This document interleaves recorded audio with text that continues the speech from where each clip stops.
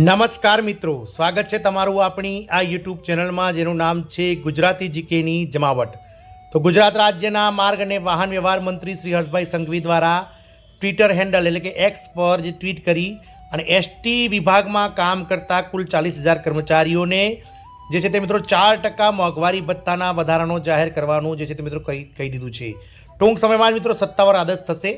હવે એસટીના કર્મચારી એટલે કે જીએસઆરટીસી નિગમમાં કામ કરતા વહીવટી, ટ્રાફિક તેમજ મિકેનિકલ સાઇડના તમામ કાયમી કર્મચારીઓને મોંઘવારી ભથ્થામાં 4%નો વધારો જે છે તે મંજૂર કરવામાં આવ્યો છે। જાણીએ મિત્રો વિડીયોમાં વિગતવાર કે આ 4% મોંઘવારી ભથ્થું જે છે તે ક્યારથી અસ્તિત્વમાં આવશે, ક્યારથી અમલમાં આવશે, કેટલા મહિનાનું એરિયસ કર્મચારીઓને ચૂકવવામાં આવશે અને એસટીના 40,000 કર્મચારીઓ માટે જે 4% મોંઘવારી ભથ્થું વધારીને સરકાર હવે તેમને કેટલા ટકા પ્રમાણે પગાર નિગમ ચૂકવશે, તમામ માહિતી સાથે આજના વિડીયોમાં ઉપલબ્ધ છીએ।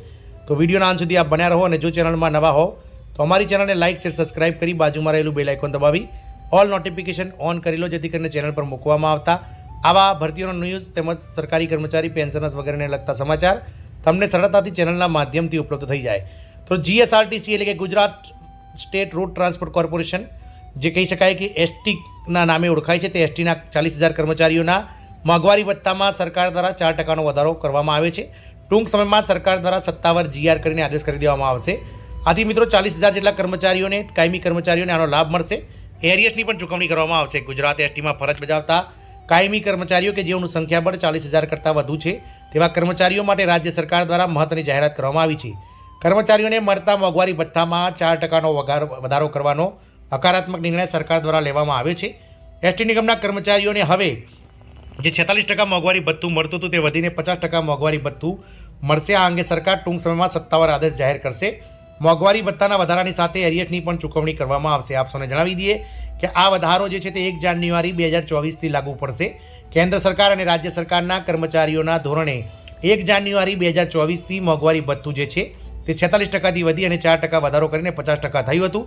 આમ એસટીના 40,000 જેટલા કર્મચારીઓને 1 જાન્યુઆરી 2024થી આ 50% મોંઘવારી ભથ્થામાં લાભ મળશે અને 4% મોંઘવારી ભથ્થાનું જે 12 મહિનાનું એરિયસ છે 1 જાન્યુઆરી 2024થી લઈ અને 31 ડિસેમ્બર 2024 સુધીનું આ તમામ એરિયસ પણ સરકાર દ્વારા ચૂકવવામાં આવશે। જ્યારે આ વધેલું 4% મોંઘવારી ભથ્થું જે છે તે જાન્યુઆરીના પગાર પેઇડ ઇન ફેબ્રુઆરીમાં તમામ કર્મચારીઓને 50% મોંઘવારી ભથ્થા સાથે ચૂકવવામાં આવશે।